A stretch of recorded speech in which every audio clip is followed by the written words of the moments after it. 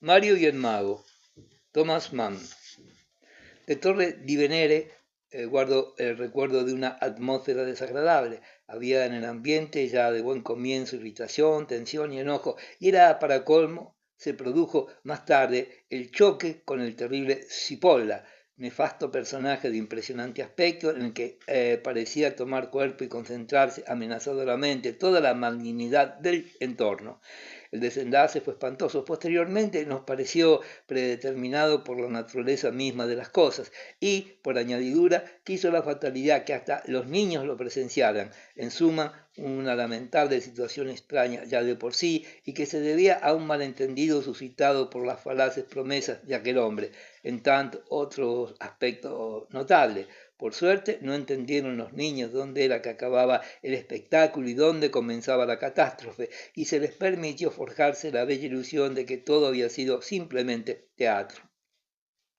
Torre está situado a unos 15 kilómetros de Porto Clemente, uno de los lugares de moda del Tirreno, elegantemente mundano, invadido de forasteros varios meses del año. Porto Clemente ofrece al visitante una arteria principal con variopintos hoteles y comercio, y del lado del mar una dilatada playa con un sinfín de toldos y de castillos de arena empavesados, una bronceada mansedumbre y una ruidosa empresa de atracciones. Y como la playa, orillada de pinales y a no mucha distancia, dominada por una serie de montañas, conserva a todo lo largo de su fina arena y su generosa amplitud, nada tiene de raro que una tardara en establecerse. Algo más lejos, una colonia veraniega más discreta, esto es Torre di Venere, del origen de cuyo nombre se había perdido ya todo rastro hacía tiempo.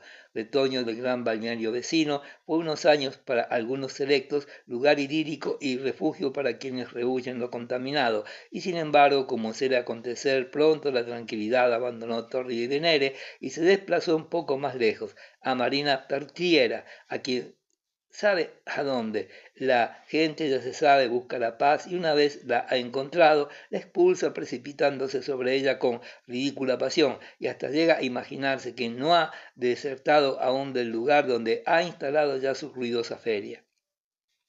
Nosotros la razón de que Torre di Venere, aun cuando más tranquila y menos pretenciosa que Porto Clemente, sea muy frecuentada por italianos y forasteros, ya la gente acude menos a Porto Clemente, el gran balneario de prestigio universal. Si bien sigue siendo difícil encontrar en estas plazas hoteleras, acude a Torre, que hace más distinguido y resulta además más barato, atractivos que siempre ejerciendo el lugar pese a su posterior deterioro.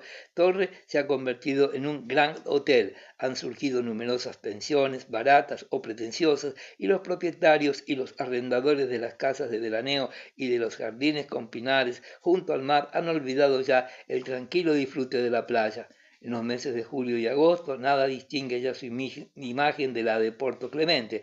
Por todas partes, chicos en traje de baño que chillan, parlotean y se pelean bajo un ardiente sol que les quema los pelos de la nuca, y sobre el esplendoroso mar azul se balancean unos botes de chillones colores manejados por otros chiquillos. En tanto, las madres intranquilas los buscan con inquieta mirada y llenan el aire con sus tonantes nombres, mientras en los cuerpos de las personas tendidas en la arena transitan los vendedores de ostras, de flores, de corales y de cornetti al burro, voceando su mercancía con el timbre lleno y franco del sur. Así vimos Torre a nuestra llegada, bastante hermoso, aunque pensamos que lo hacíamos demasiado temprano. Era a mitad de agosto, cuando la temporada en Italia estaba en todo su esplendor, y no era aquel el momento más propicio para el extranjero dispuesto a saborear todo el encanto del lugar. Qué gentío, por las tardes en los jardines de los cafés del paseo, así por ejemplo en el exquisito, donde a veces íbamos y donde nos servía Mario, el mismo Mario del que luego hablaré. Apenas hay una mesa libre y las bandas de música, sin querer la una saber de la otra, confunden a diario sus melodías, y además por las tardes acuden de Porto Clemente diariamente considerables refuerzos, pues, como es natural, Torre di Venere es la meta predilecta de los turbulenta sociedad de aquel emporio de placeres. Consecuentemente, el incesante tránsito de Fiat recubre de una densa polvareda blanca laureles y adelfas al borde de la carretera, notable espectáculo a la vez que repelente. En resumen, septiembre quizás sea el mes más indicado para acudir a Torre de Venere, ya desalojado el balneario del gran público, o bien mayo, antes de que el mar alcance la cota de color que decide a los meridionales a zambullirse en él, pero ni siquiera antes ni después de la temporada aparece a Torre di Venere del todo abandonado. Resulta, sin embargo, más apacible y no tan nacional. Al amparo de los toldos y en los comedores de las pensiones predominan el inglés, el alemán y el francés. En cambio, en el mes de agosto el forastero encontrará los hoteles, al menos el Gran Hotel, donde habíamos reservado nuestras habitaciones a falta de otras señas más particulares, invadidos por la mejor sociedad florentina y romana, hasta el punto de sentirse aislado y de pensar en determinados momentos que no es sino un huésped de segunda categoría. Esta fue nuestra experiencia la misma noche que llegamos, cuando bajamos al comedor y el maître nos señaló una mesa. Nada había que decir de la mesa, pero nos atraían la vista de la terraza vecina, cuyas vidrieras daban sobre el mar. La animación era idéntica que la de la sala, aunque no estaba tan llena, y en las mesitas brillaban unas lamparitas con pantallas rojas. Los niños se sintieron atraídos por aquellas luces y simplemente les dijimos a los camareros que nos gustaría comer en la terraza. Al parecer, nuestra demanda revelaba nuestra ignorancia, ya que se nos informó con algo forzada cortesía que aquel rincón íntimo estaba reservado a nuestra clientela, ai nostri clienti, a nuestros clientes. ¿Y qué éramos nosotros? Ni éramos transeúntes ni ocasionales residentes por una noche, sino huéspedes fijos por espacio de 3 o 4 semanas. No insistimos en aclarar la diferencia existente entre nosotros y aquella clientela y sus usufructuarias del privilegio de comer a la luz de las lamparitas rojas, así que acabamos tomando el pranzo en la mesa de la sala, bajo una iluminación ordinaria y común, una cena más bien mediocre, sin personalidad alguna y escasamente sabrosa, tal como corresponde a la más vulgar normativa hotelera. A 10 pasos de la playa encontramos mucho mejor la cocina de la pensión Eleonora. Allí nos mudamos, pues, antes de habernos decidido por el Gran Hotel, 3 o 4 días más tarde, y no fue la principal razón que nos movió a hacerlo la terraza y sus lamparitas, pues los niños se hicieron pronto amigos de camareros y botones y, hechizados por el placer marino, no tardaron en olvidar el poder seductor de aquellas luces. Y sin embargo, del roce con algunos clientes de la veranda, o mejor dicho, con la dirección del hotel que se deshacía por complacerlos, derivó pronto un gran conflicto que puso ya una sombra en nuestra estancia. Entre los clientes del hotel figuraban miembros de la nobleza romana, un príncipe X y su familia, y como la habitación de tales señores estaba cerca de la nuestra, la princesa, gran dama y apasionada madre, se alarmó de las reliquias de una tosferina que hacía poco había superado a nuestros niños y de la que solo débiles ecos interrumpían de vez en cuando el sueño de nuestro pequeño, generalmente a prueba de bomba. La naturaleza íntima de esta enfermedad no es del todo conocida y ello permite que nazcan en torno de ella diversas supersticiones. Por tanto, no nos resentimos nunca con nuestra elegante vecina por el hecho de que se adhiriera a la difusa creencia de que la tos ferina se contrae por vía acústica y por el consiguiente temor del mal ejemplo que se pudiera constituir para sus pequeños. Femeninalmente, movida por la conciencia de su propia valía, reclamó cerca de la dirección y ésta, en la persona del conocido manager en Levita, se apresuró a comunicarnos con gran pesar por su parte que en aquellas circunstancias se hacía inevitable nuestro traslado al anexo del hotel. De nada sirvieron nuestra protesta, que la enfermedad infantil se hallaba en su última fase, que podía ya darse por superada y que no representaba ningún peligro para el entorno. Todo cuanto obtuvimos fue que se nos permitiera exponer el caso ante la autoridad médica y que sería al doctor del establecimiento, solo a él exclusivamente y a ningún otro que nosotros pudiéramos escoger, a quien correspondería dar el definitivo dictamen. Aceptamos este acuerdo, seguros de tranquilizar así a la princesa y ahorrándonos nosotros al mismo tiempo las molestias de una mudanza. Llegó el doctor y se manifestó como un ecuánime y leal servidor de la ciencia. Una vez visitado el pequeño, consideró terminada la enfermedad y excluido cualquier peligro. Creemos que con ello autorizados a dar por cerrado el incidente, cuando se presentó el administrador para decirnos que, Pese al dictamen médico, debía insistir en que nos desalojáramos de las habitaciones y pasáramos al anexo del hotel. Este bizantinismo nos indignó. Era inverosímil que la pérfida obstinación con que tropezábamos la original a la princesa. El servil hotelero ni siquiera se había atrevido a transmitirle el parte médico. Sea como fuere, declaramos que preferimos dejar definitivamente e inmediatamente el hotel y prepararnos las maletas.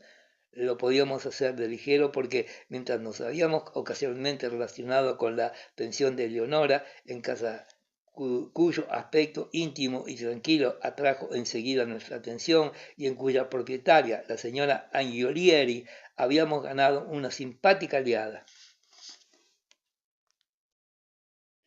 La señora Angiolieri, una graciosa dama de ojos negros, de rasgos toscanos, ya en la treintena, con la carnación de marfil opaco de los meridionales, y su marido, un hombre pulcro en el vestir, silencioso y calvo, poseían en Florencia un gran hotel y solo en verano y al principiar el otoño regenteaban ambos la filial de Torre Divinere. Ahora bien, antes de casarse, nuestra nueva patrona había sido dama de compañía, doncella y hasta amiga de la Duce, tiempos aquellos que consideraba sin duda como los más notables y dichosos de su vida, y de los que ya desde nuestra primera visita comenzó a hablarnos con delectación. Numerosas fotos de la famosa actriz con afectuosa dedicatoria, amén de otros recuerdos de su vida en común, adornaban mesas y anaqueles del saloncito de la señora Angiolieri. Y aunque cuando fuera palmario del todo que el culto de su interesante pasado propendía en cierta manera a acrecentar el atractivo de su actual negocio, no dejábamos de escuchar con placer e interés mientras nos iba mostrando la casa el relato que en toscano, sonoro y staccato nos hacía sobre la paciente bondad, sobre el gran corazón y sobre la honda ternura de su difunta señora. Allí mandábamos trasladar nuestro equipaje con cierto pesar por parte del personal del Gran Hotel, muy amante de los niños, según usó en Italia. El apartamento que se nos asignó era agradable y recogido, cómodo el acceso a la playa y gracias a un sendero de jóvenes plátanos que desembocaba en el paseo marítimo, fresco y bonito, el comedor en el que diariamente servía la sopa la señora Angiolieri en persona, atento y complaciente el servicio y excelente el condumio. Hasta encontramos ahí a unos amigos nuestros de Viena con quienes conversar, después de la cena, delante de la casa, que nos permitieron ampliar el círculo de nuestras relaciones. Todo parecía ir viento en popa, estábamos contentos del cambio, nada faltaba para una feliz estancia. Y no obstante, muy a pesar de nuestro, no acabamos de estar a gusto. Quizá persistía en nuestra mente, a pesar de todo, el absurdo motivo de nuestra mudanza, por lo que a mi toca confieso que me resulta difícil tomar a la ligera tales roces con la humanidad común, con el safio abuso del poder, con la injusticia y con la servil corrupción. Esto me preocupó demasiado tiempo, sumiéndome en un estado de reflexiva irritación, cuya esterilidad cabía atribuir a la excesiva naturaleza y espontaneidad de tales fenómenos. Con todo, no experimentábamos ninguna hostilidad hacia el gran hotel. Los niños conservaban en él sus primeras amistades, el conserje les arreglaba los juguetes y de vez en cuando tomábamos el té en el jardín del establecimiento, no sin que surgiera a veces la princesa que, con los labios de un rojo coral, hacía acto de presencia con paso firme y gracioso y miraba en torno para localizar a sus hijos, confiados a una gobernante inglesa, sin advertir al hacerlo nuestra inquietante vecindad, porque le estaba rigurosamente prohibido a nuestro crío, apenas apareciera la señora, carraspear siquiera. Habrá que insistir en que hacía un excesivo calor, era realmente africano, el terror del sol, apenas nos alejábamos de la fresca franja de color índigo, era inexorable hasta el punto de que recorrer la corta distancia entre la playa y la mesa del almuerzo, aun cuando fuera en pijama, constituía una auténtica hazaña. ¿Os gusta esto? ¿Vais a pasarlo bien estas semanas? Es el sur, desde luego, el tiempo clásico, el clima de la cultura humana en su florecimiento, el sol de Homero, etcétera, etcétera. Por lo que a mí se refiere, no puedo evitar, transcurrido algún tiempo, encontrar estúpido este clima. La resplandeciente vacuidad del cielo, día tras día, logra pronto aburrirme. Ciertamente la vivacidad de los colores, la vertiginosa elementalidad y compatibilidad de la luz, despiertan sentimientos de alegría, inspiran tranquilidad segura, independencia respecto al variable humor del tiempo y a sus acechanzas. Y sin embargo, sin que al principio nos demos cuenta, deja desoladoramente insatisfechos los deseos profundos menos elementales del alma nórdica y a la larga produce una especie de menosprecio. Tienen ustedes razón, sin la estúpida historia de la tosferina nos habría experimentado tales sensaciones. Estaba como irritado, quizás quería probarlo y así, casi inconscientemente, eché mano de aquel motivo tan próximo que si bien no la producía, si la legitimaba y reforzaba. Pero tengan en cuenta en este punto nuestra mala voluntad. Por lo que respecta al mar, la mañana sobre la blanda arena, frente a su eterno esplendor, no permitía objeción alguna. Nosotros, sin embargo, contra toda experiencia, ni aún en la playa nos sentíamos bien, felices. Demasiado temprano. Como ya he dicho, la playa se hallaba todavía en manos de la clase media indígena, un tipo humano también aquí. Tienen ustedes razón, evidentemente agradable. Entre los jóvenes había mucha sana gracia, muy hermosas criaturas, pero también nos veíamos ahí circundados sin remedio de mediocridad humana y de tontería burguesa, que, admitámoslo, no por haber nacido bajo aquel cielo resulta más atractiva que la otra nacida bajo el nuestro. ¿Qué voz es la de esas mujeres? Cuesta a veces creer que está uno en la patria occidental, del bel canto. Cuchillero, conservo todavía en el oído este grito por haberlo oído resonar centenares de veces, 20 mañanas, muy cerca de mí, proferido con una especie de desesperación hecha mecánica, a voz en cuello y con horrible acento, y con una E abierta y estridente. Fuchiero, responde al menos. Y el grupo pronunciado según el uso popular como XP a la alemana. Otro motivo más de contrariedad cuando ya no estaba de muy buen humor. La llamada iba dirigida a un horrible muchacho con los hombres llagados por el sol y que en materia de desobediencia, estupidez y maldad superaba todo lo imaginable, y tan gallina además, que era capaz de movilizar toda la playa con sus inigualables lamentaciones. Un día, por ejemplo, cuando estaba en el agua, le pinchó un cangrejo el dedo gordo del pie. El gemido de dolor, digno de un héroe antiguo, que lanzó por tan nimia causa, nos llegó hasta los tuétanos, produciéndonos la impresión de que había ocurrido una gran desgracia. Naturalmente, Fuggiero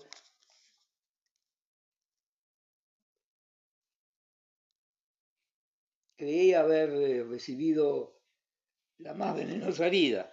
Alcanzada a gatas la orilla, comenzó a revolcarse sobre la arena presa, al parecer de indecibles sufrimientos. ¡Oí! Y ¡ay! Gritaba, al tiempo que agitando brazos y piernas rechazaba las trágicas conjuraciones de la madre y las recomendaciones de los presentes. La escena atrajo una multitud de espectadores. Se requirió la presencia de un médico, el mismo que con tal ecuanimidad se declarara sobre nuestra tosferina y una vez más demostró su honestidad científica. Con muy buenas palabras aseguró que no era nada y recomendó a la víctima que volviera al agua para refrescar la minúscula herida.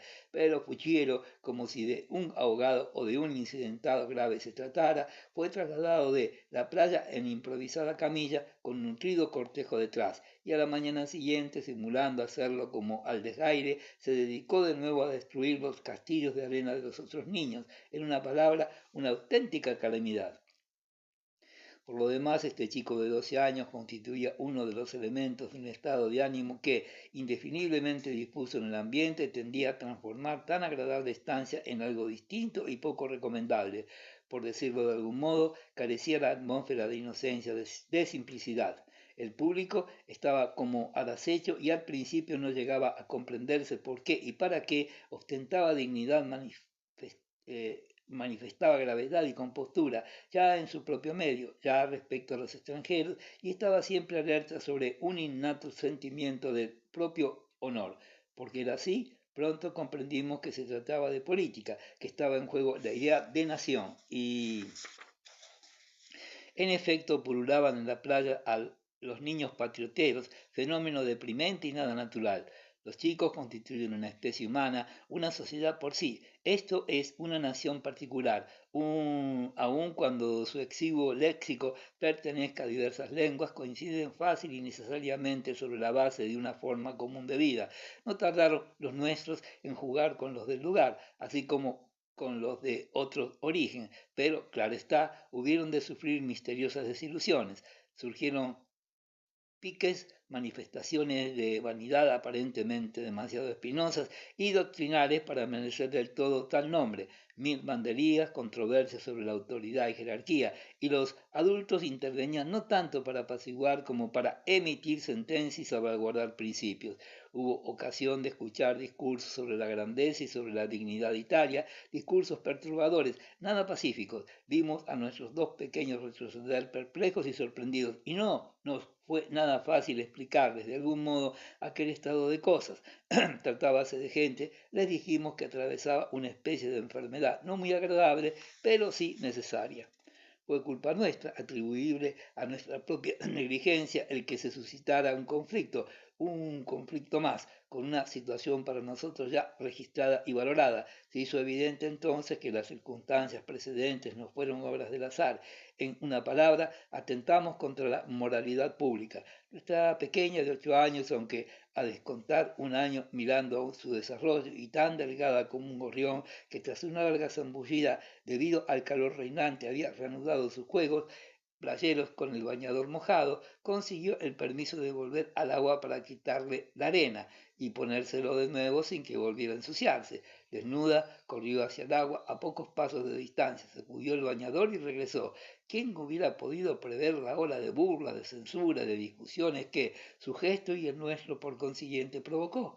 No pretendo darles una conferencia, pero lo cierto es que comportamiento hacia el cuerpo y su desnudez ha cambiado radicalmente en todo el mundo en estos últimos decenios, alterando significativamente nuestra sensibilidad. Hay cosas que no producen ya malos pensamientos, y entre ellas figuraba la libertad que habíamos concedido a aquel cuerpo infantil en absoluto provocativo, y sin embargo en aquel lugar se apreció como una provocación. Los infantiles patrioteros pusieron el grito en el cielo.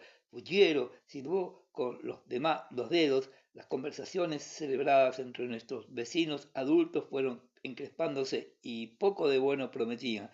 Un caballero con traje de ciudad, el bombín sobre la nuca, cubrecabezas muy poco playero, garantizó a su indignada cohorte femenina que iba a emprender una acción punitiva. Se plantó delante nuestro y se embarcó en una firípica en la que todo el patetismo del sensual mediodía se ponía incondicionalmente al servicio de una pacata moral, la ofensa del pudor de la que nos habíamos hecho culpables, dijo, era tanto más condenable en cuanto que equivalía a un ingrato, ofensivo abuso de la hospitalidad italiana. No solo habíamos contravenido criminosamente la letra y el espíritu de las disposiciones de orden público sobre baños, sino también el honor de su país, y por la tutela de este honor, él, el caballero, de frac habría procurado que nuestra ofensa a la dignidad nacional no quedara impune. Nos esforzamos por atender a aquel sermón con reflexivos movimientos de cabeza. Contradecir a aquel sobreexcitado caballero hubiera sin duda significado ir de error en error. Teníamos tantas cosas que añadir. Así, por ejemplo, la observación de que no todas las circunstancias apoyaban el empleo de la palabra hospitalidad en su acepción más pura, y para ahorrar eufemismos, éramos mucho menos huéspedes de Italia que de la señora Angioleri, quien ya hacía varios años había cambiado la profesión de confidente de la Duce por la de hotelera. Teníamos asimismo deseos de replicar, alegando nuestra ignorancia de que la moral hubiera sufrido tal en aquel hermoso país, hasta el punto de que pudiera resultar concebible y necesaria aquella reacción de gazmoñería y de exagerada sensibilidad. Nos limitamos a asegurar que en absoluto pretendíamos suscitar adrede la más leve provocación y falta de respeto, recurriendo como excusa a la tierna edad y a la insignificancia física de la pequeña delincuente. Todo inútil, ningún crédito recibieron nuestras alegaciones, nuestras defensas estimó nula, manteniéndose la necesidad de imponer un castigo ejemplar. Fueron informadas del hecho las autoridades por teléfono, según creo. Apareció en la playa el representante de las mismas que, considerando el caso como grave, nos invitó a seguirle hasta la piazza, hasta el municipio, donde un funcionario de superior gradación confirmó el juicio provisional de su antecesor como molto grave, y tras explayarse en didacticalíticas consideraciones sobre nuestra conducta, como las vertidas anteriormente por el caballero del Hongo, nos impuso una multa de 50 liras. Consideramos esta contribución al presupuesto del gobierno italiano como el precio de la aventura. Pagamos y nos fuimos. ¿No hubiera sido mejor partir? Ojalá lo hubiéramos hecho. De este modo habríamos evitado al funesto Chipola, pero diversos factores coayudaron a alejar la tentación de marcharnos. Lo que nos retiene en las situaciones desagradables, como dijo un poeta, es la pereza, y el uppercut podría explicar nuestra obstinación. Además, después de similar incidente, a nadie le gusta dejar enseguida el campo libre. Cuesta admitir que ha llegado a hacerse imposible, sobre todo cuando ciertas manifestaciones exteriores de simpatía alimentan nuestro orgullo. En Villa Eleonora se pronunciaron unánimemente contra lo injusto de nuestra suerte. Conocidos italianos con los que conversábamos en la sobremesa opinaron que lo sucedido no favorecía la imagen de su país y declararon el propósito de ir a pedirle explicaciones como compatriotas al hombre del bombín, pero este día, al día siguiente, había desaparecido de la playa.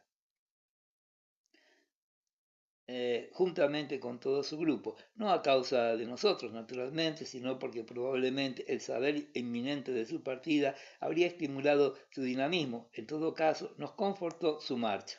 Para decirlo todo, nos quedamos también porque aquella estancia había cobrado para nosotros el atractivo de lo singular y porque tal circunstancia posee ya un valor de por sí, independientemente del agrado o desagrado. Hay que plegar las velas y revivir una experiencia. Si ésta nos parece destinada a producir tranquilidad y confianza, hay que partir. Si la vida se muestra algo inquietante, no del todo segura o aún tanto penosa y mortificante. No, mejor es quedarse, hacerle frente y exponerse a todo ello. Quizás así aprendamos algo nuevo. Nos quedamos, por tanto, y como horrenda recompensa para nuestra firmeza, se nos dio la impresionante y funesta figuración de Chipola.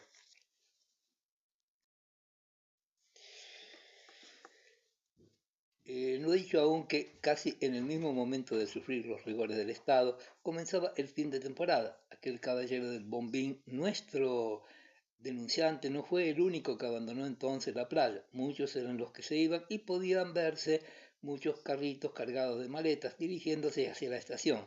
La playa se hizo menos nacional y la vida en torre, en los cafés, por los pinares, más íntima a la vez que más europea. Entonces, al fin, habríamos podido tomar las comidas en la terraza del Gran Hotel, pero no nos preocupábamos ya por ello, pues nos encontrábamos muy a gusto en la mesa de la señora Angiolieri, es decir, con aquel especial bienestar que comunicaba el espíritu del lugar.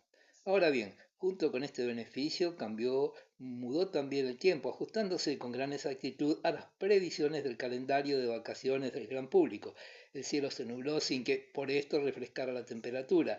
El tórrido calor que desde los 18 días de nuestra llegada y desde mucho tiempo atrás antes imperaba se dio a un sofocante y preñado siroco, al tiempo que una llovizna mojaba de vez en cuando el aterciopelado escenario de nuestras mañanas, y por añadidura habían ya transcurrido 2/3 del tiempo previsto para nosotros para pasarlo en torre. El mar, blando y desvaído, sobre cuya lisa superficie flotaban indolentes medusas, constituían siempre una novedad. Hubiera sido necio reclamar el retorno de un sol que, cuando dominaba orgulloso, tantos suspiros había provocado. Fue entonces cuando Chipola se anunció, Caballero Chipola, como se le designaban los carteles que a un día aparecieron colocados por todas partes, hasta en el comedor de la pensión Eleonora, un virtuoso ambulante, un artista de la diversión, forzatore, ilusionista e prestidigitatore. Así se autotitulaba, quien tendría el honor de presentar al eximio público de Torre di Venere algunos fenómenos extraordinarios de nuestra misteriosa y desconcertante naturaleza. un mago.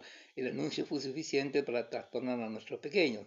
Nunca habían asistido a un espectáculo semejante y las vacaciones iban a brindarles aquella emoción desconocida. Desde aquel momento no dejaron de atormentarnos, suplicándonos les compráramos entradas para la velada del prestidigitador.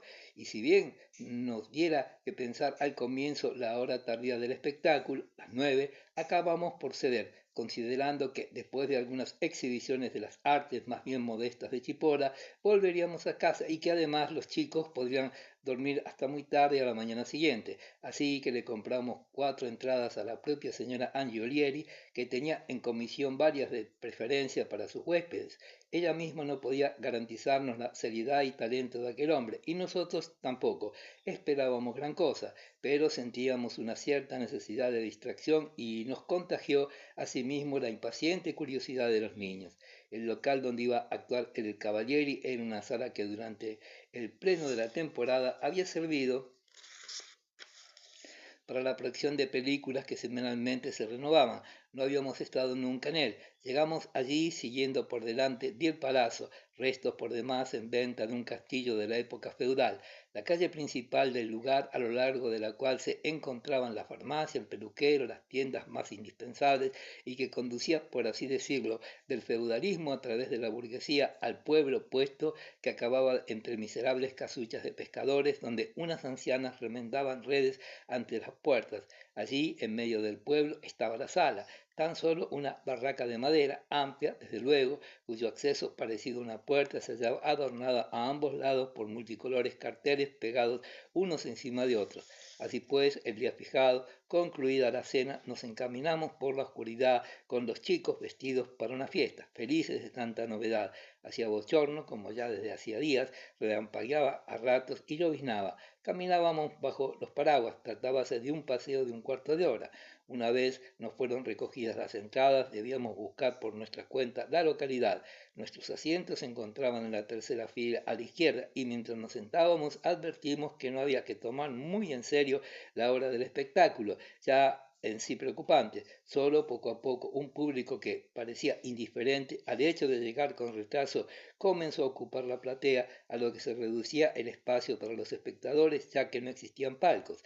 Tanta demora nos preocupó un poco. Los chicos tenían ya las mejillas coloradas por el cansancio y la febril espera. Solo las localidades de a pie, al fondo y en los pasillos laterales, estaban al completo a nuestra llegada, con los brazos semidesnudos cruzados sobre el pecho con maillot a rayas. Estaba allí todo el público masculino autóctono de Torre di Venere, pescadores, muchachos de mirada insolente, y sí, a nosotros nos molestaba la presencia del pueblo local que solo confiere a estas manifestaciones color y humor, a los niños les entusiasmó. Tenían amigos entre aquella gente, conocidos en los paseos de la tarde por la distante playa, a menudo a la hora en que el sol, fatigado de su labor, se sumergía en el mar tiñendo de rojizo oro la espuma de los rompientes. Tropezábamos al regresar con grupos de pescadores, desnudas las piernas en fila, tirando inclinados hacia adelante con cadenciosos gritos, recogían su casi siempre escaso botín de frutti di mare en chorreantes cestas. Los niños se paraban a mirarlos y con su poco de italiano les ayudaban a tirar de la cuerda, tratando así, trabándose amistad con ellos. Ahora entrecruzaban saludos con los del gallinero. Allí estaba Guiscardo, allí Antonio, se sabían los nombres y los llamaban a media voz, haciéndole señas y a modo de respuesta recibían un gesto de la cabeza, una sonrisa que dejaba entrever una sana dentadura. Mira, allí está Mario, el del exquisito, el del chocolate. También ha venido a ver al mago y hará un rato, pues está casi en la primera fila. Aunque sea camarero, siempre hace igual. Si nos ve, si nos presta atención, mejor hacerle señas al de alquiler de las hamacas de la playa. Está ahí también, al fondo de la sala. Ya eran las 9:15, ya casi las 9:30. Comprenderá el lector cuál sería nuestro nerviosismo. ¿A qué hora irían a acostarse los chicos? Un error haberlos llevado, pues querer estropearles la fiesta una vez comenzada era inimaginable. Mientras se había ido llenando la platea y podía asegurarse que Todo Torre estaba allí, los clientes del Gran Hotel, los de la Villa Leonora, los de las demás pensiones, todos nosotros, rostros conocidos de la playa. Se oía inglés y alemán y ese francés que suelen hablar rumanos e italianos para entenderse. La propia señora Angiolieri, dos filas detrás de nosotros, estaba sentada junto a su silencioso y calvo marido, entretenido en rizarse el bigote con los dedos intermedios de la mano derecha. Todos habían llegado un poquito tarde, pero no demasiado. Cipolla se hacía esperar justa expresión. Con su retraso aumentaba la tensión del ambiente. Era táctica admitida, pero tenía sus límites. Hacia las 9:30 comenzó el público a palmotear, una forma amable de expresar una legítima impaciencia, ya que revela también el deseo de aplaudir. Participar en ello era parte para los pequeños de la diversión. A todos los chicos les gusta dar palmadas. Desde el gallinero gritaron con fuerza: «Pronti, cominciamo». Y como suele suceder, he aquí que el inicio, por más impedimentos que al principio pudieran existir, se hizo más fácil. Al sonar el gong respondieron desde los pasillos con un ¡ah! De satisfacción y se corrieron las cortinas. Al hacerlo quedó al descubierto una especie de plataforma que más se parecía a un aula escolar que no al escenario, de un prestidigitador, y la causa era un encelado negro montado sobre un caballete, situado a la izquierda y en primer plano. Había también una vulgarísima percha de color amarillo, unas cuantas sillas de anea y más hacia el foro un velador con una jarra de agua y un vaso encima, además de una curiosa bandeja, un frasco de pajizo contenido una copita para licores. 2 segundos para contemplar aquellos diversos accesorios y tras ellos, sin que se apagaran las luces de la sala, hizo su aparición el Cavaliere Cipolla. Entró con aquel especial paso rápido que, a la vez que denota una cumplida deferencia frente al público, provoca asimismo la ilusión de que el recién llegado acaba de recorrer una gran distancia para mostrarse ante él, siendo así que apenas hacía un instante se hallaba en realidad todavía entre bastidores. El atavío de Cipolla corroboraba la ficción del sobrevenido de afuera, de una edad difícil de determinar, desde luego ya nada joven, de rostro afilado y ajado, ojos saltones, boca rugosa y cerrada, bigotes diminutos y fijados con negro tinte y una mosca entre labio inferior y la barbilla. Se revestía de un complicado conjunto como para noche de gala. Llevaba una ancha capa negra, sin mangas, con cuello de terciopelo y esclavina forrada de raso, y que sujetaba por delante con sus manos enguantadas de blanco, sin que pudiera mover así los brazos, amén de una bufanda blanca en torno al cuello y una ladeada chistera tapándole la mitad de la frente. Quizás en Italia, más que en otros países, permanece aún vivo el siglo XVIII, y con él el personaje del charlatán, del titiritero de feria, tan característico de aquella época, y solo en Italia cabe encontrarlo aún en buen estado de conservación. En su conjunto, Cipolla conservaba no poco de aquella tradición y la impresión de la bufonería fantástica y llamativa inherente a aquellos tipos de producía la forma en que se ataviaba con tan pretencioso atuendo, con apreturas y pliegues innecesarios, adherencias superfluas. En su figura toda había algo que no era normal. No se sabía si era por delante o por detrás. Más tarde algo se pudo aclarar. Debo, sin embargo, declarar que ni en su actitud, ni en sus expresiones, ni en su porte había nada que lo relacionara con lo lúdico, ni con lo bufonesco. Al revés, emanaba de él una rígida gravedad, el rechazo de toda comicidad, un orgullo que se mudaba a veces en un malhumorado fruncimiento y también una cierta dignidad y complacencia propias del hombre con alguna invalidez. No pudo invadir ello, sin embargo, que su preferencia provocara risas en muchos puntos de la sala.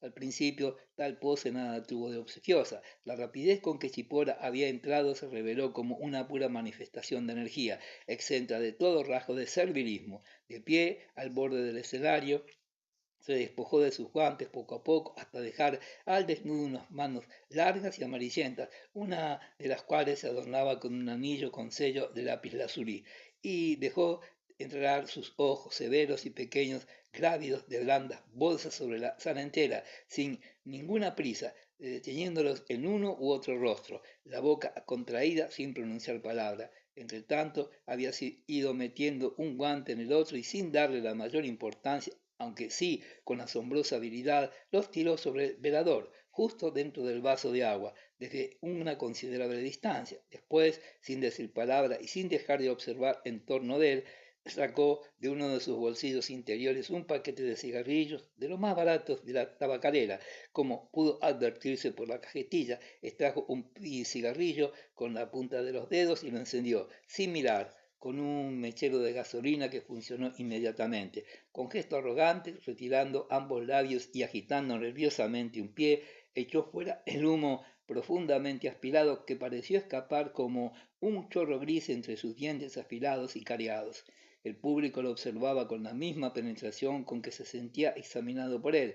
Entre los jóvenes en pie se advertían entrecejos fruncidos y miradas penetrantes, en busca de un punto débil en aquel individuo tan seguro de sí. No apareció ninguno. El sacar y guardar de nuevo el paquete de cigarrillos y el encendedor resultó una trabajosa operación por culpa del atuendo.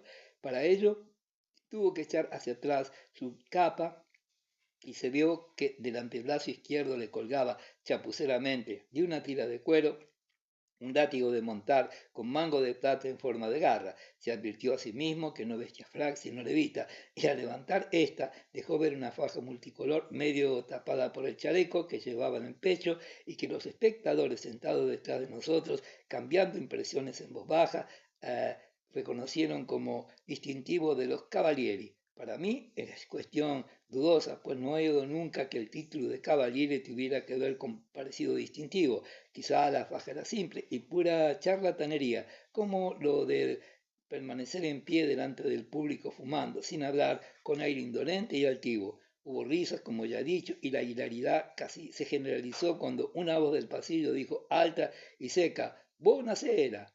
Chipola puso atento oído. ¿Quién ha sido?, preguntó con cierta agresividad. ¿Quién acaba de hablar? A ver, primero. Tan arrogante y ahora tan tímido. Paula, dijo esta con voz bastante alta, un poco asmática, pero metálica. Suspense. He sido yo, dijo en medio del silencio el joven que se veía así desafiado y lesionado en el honor, un guapo muchacho que estaba muy cerca de nosotros, con una camisa de algodón y la chaqueta colgada de un hombro. Sus cabellos negros y rizados los tenía largos y en desorden, conforme era la moda en la patria resurgida, y este peinado lo desfiguraba un poco, dándole cierto aire de africano. Ve, he sido yo. Hubiera tenido que ser usted, pero he querido sorprenderlo, salirle al encuentro. La hilaridad se renovó. El muchacho no tenía pelos en la lengua. Ha sciolto le cilingualo. Oímos comentar a nuestro lado. La lección popular era, después de todo, oportuna. Ah, bravo, replicó Chipola. Me gustas, Giovanotto. Querrás creerme si te digo que enseguida te he visto. Personas como tú cuentan de antemano con mi particular simpatía. Puedo servirme de ellas. Se ve que eres todo un pícaro. Haces lo que te viene en gana. ¿Alguna vez has dejado de hacer tu capricho? ¿Acaso hiciste lo que no querías? Escucha, amigo, debería ser cómodo y divertido no hacer siempre de pícaro, no tener que responder las dos cosas, del querer y del hacer. Deberías por una vez incorporarte a la división del trabajo, sistema americano. ¡Say! Querrás, por ejemplo, enseñar tu lengua a este escogido y respetable público, y quiero decir toda la lengua, hasta la raíz. No, respondió el muchacho, muy enojado, no quiero demostrarla por educación. No demostraría nada en absoluto, replicó Chipola, pues solo lo harías. A mucha honra tu educación, pero para mí que antes de que haya yo contado tres, te volverás hacia la derecha y enseñarás la lengua al público, una lengua mucho más larga de lo que tú nunca te hubieras podido imaginar. Lo miraba mientras sus ojos penetrantes parecían hundirse un poco más en sus órbitas. Uno, dijo, e hizo chascar una vez en el aire seco el látigo que había dejado deslizarse del brazo. El muchacho se encaró con el público y sacó fuera la lengua, tanta y con tanto esfuerzo que resultó evidente que era lo máximo que podía ofrecer en cuanto a longitud de lengua. Luego, con cara inexpresiva, volvió a su posición anterior. He sido yo, parodió Chipola, guiñando el ojo y señalando con la cabeza al joven. Ve, he sido yo. Y con esto, abandonando al público a sus impresiones, se volvió hacia el velador. Sirvió una copa del frasco que debía de contener coñac y la apuró con destreza. Los chicos rieron de todo corazón. Del diálogo no habían entendido casi nada, pero que entre aquel pintoresco hombre en escena y una persona del público hubiera ocurrido algo tan divertido, les había encantado, y como no tenían una idea precisa del programa de una velada como la prometida, no les costó esfuerzo hacer delicioso el inicio. En cuanto a nosotros, intercambiamos una mirada y recuerdo que con los labios espontáneamente remedé el chasquido con que Chipola agitó en el aire su látigo. Por lo demás, era claro que la gente no sabía qué pensar de la apertura tan descabellada del espectáculo de un prestidigitador y no acababa de entender lo que habría podido inducir de repente a Giovinotto, tutelar, por así decirlo, de sus intereses, a mostrarse tan insolente con ella. Encontraron su conducta pueril sin preocuparse más de él y dirigieron su atención hacia el artista que, volviendo de la mesita de los refuerzos, siguió discursiando así. Señoras y caballeros, dijo con voz asmática y metálica, me habéis visto hace un momento un poco afectado por la lección que he creído tener que darle a questo linguista di vera esperanza. Risas por el juego de palabras. Soy hombre de cierto amor propio, ténganlo bien presente. No me gusta poco ni mucho consentir que se me den las buenas noches, sino es con seria y cortés intención. Para hacerlo con otra intención, no veo que haya motivo. Dándome las buenas noches, se las da uno a sí mismo, pues el público solo pasará una buena noche si yo la tengo buena. Y por tal razón, ese Tenorio de Torre di Venere no dejaba Chipola en paz al muchacho, ha hecho muy bien al darnos inmediatamente una prueba evidente de que hoy tengo, en efecto, una buena noche, así que puedo renunciar a sus votos. Me envanezco de tener casi siempre una buena noche. Puede ocurrirme de vez en cuando tenerla menos buena, pero no es lo corriente. Mi profesión es difícil y no gozo de muy buena salud. Debo lamentar, en efecto, una pequeña deficiencia física que no me permitió participar en la guerra para la grandeza de la patria. Solo con las fuerzas de mi alma y de mi espíritu domino la vida, lo que en el fondo significa dominarse a sí mismo. Me halaga extraordinariamente, por otra parte, el haber suscitado el respetable interés del público culto por mi labor. Los principales periódicos han sabido apreciar ese trabajo. En el Corriere della Sera me han calificado con toda justicia de fenómeno y en Roma tuve el honor de ver entre mis espectadores en una de mis veladas ahí al hermano del Duce. Si en lugares tan brillantes y eminentes han sido indulgentes con ciertos pequeños hábitos míos, no me pareció oportuno renunciar a ellos al presentarme en un lugar relativamente menos importante como lo es Torre di Venere. Risas a costa de la pobre y pequeña torre, así como tampoco creo tolerable me lo quieran denegar ciertas personas al parecer viciadas por los favores del sexo débil.